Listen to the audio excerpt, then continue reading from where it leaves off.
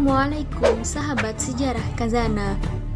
Pada masa awal lahirnya Islam mengalami banyak tantangan dan terlibat peperangan dengan bangsa-bangsa lain. Saat itulah muncul para jenderal perang hebat yang mampu memimpin pasukan muslim.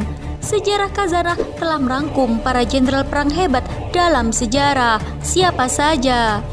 Sebelum video ini dilanjut, alangkah baiknya menekan tombol subscribe dan bunyikan lonceng. Jangan lupa juga like dan komennya ya. 1.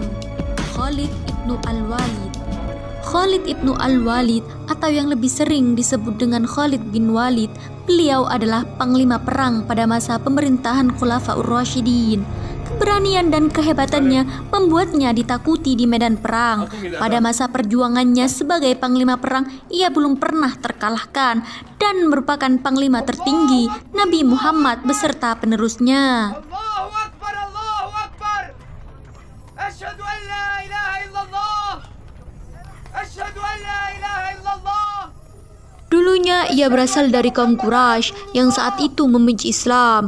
Ia bahkan memiliki peranan penting dalam perang Uhud melawan pasukan muslim. Namun setelah ia masuk Islam, Khalid bin Walid kemudian menjadi panglima perang Nabi Muhammad. Pencapaiannya sebagai jenderal perang muslim antara lain penaklukan tanah Arab, Mesopotamia, dan Romawi. Ia juga berhasil memimpin kemenangan dalam perang di Yamamah, Ulais, Firas, Walaja, dan Yarmouk. 2. Muhammad Al-Fatih. Muhammad Al-Fatih juga dikenal dengan Mehmed II atau Mehmed Sang Penakluk. Ia menjadi Sultan Kerajaan Ottoman dalam waktu singkat pada Agustus 1444 sampai September 1446 dan kemudian pada Februari 1451 sampai Mei 1481. Pada usia 21 tahun, ia berhasil menaklukkan Konstantinopel dan mengakhiri masa kejayaan kerajaan Bizantium. Ia juga berhasil memperluas wilayahnya hingga Anatolia dan Bosnia. Kecerdasan dan kepemimpinannya dikatakan lebih maju dari zamannya.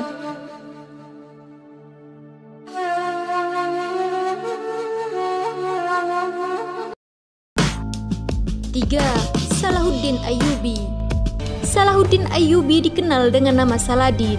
Ia adalah seorang jenderal dari pejuang muslim Kurdi dari Tikrit yang begitu termasyhur. Ia juga merupakan sultan pertama dari Mesir dan Suriah, serta merupakan pendiri dinasti Ayyubiyah. Dalam puncak kekuasaannya, wilayah kesultanannya meluas, meliputi Mesir, Suriah, Mesopotamia, Hijaz, Yaman, dan sebagian wilayah lain di Afrika Utara. Namanya begitu terkenal karena ia adalah sosok yang memimpin dalam peperangan melawan tentara perang salib.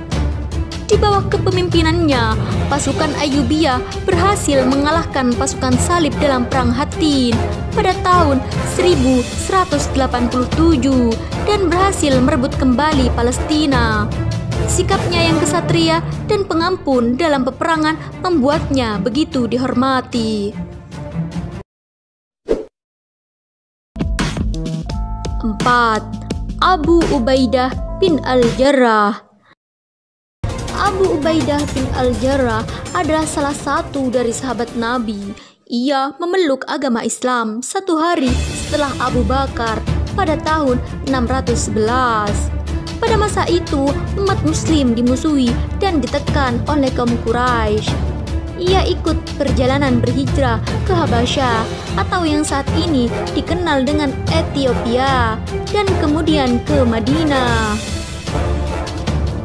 Abu Ubaidah Al-Jarrah mengikuti setiap peperangan dalam membela Islam, termasuk pertempuran besar pertama antara Muslim dengan Quraisy di Mekkah dalam perang Badar. Dalam perang ini, ia harus menghadapi serangan ayahnya sendiri, Abdullah ibnu Al-Jarrah, yang berada di pihak kaum Quraisy. Sebenarnya, ia menghindari berhadapan langsung dengan ayahnya, namun sang ayah berhasil menghalangi jalannya sehingga pertarungan tidak dapat dihentikan. Setelah Abu Bakar terpilih menjadi khalifah, maka Abu Ubaidah ditunjuk menjadi panglima perang, memimpin pasukan muslim melawan pasukan Romawi. Abu Ubaidah meninggal karena wabah penyakit yang menyerang.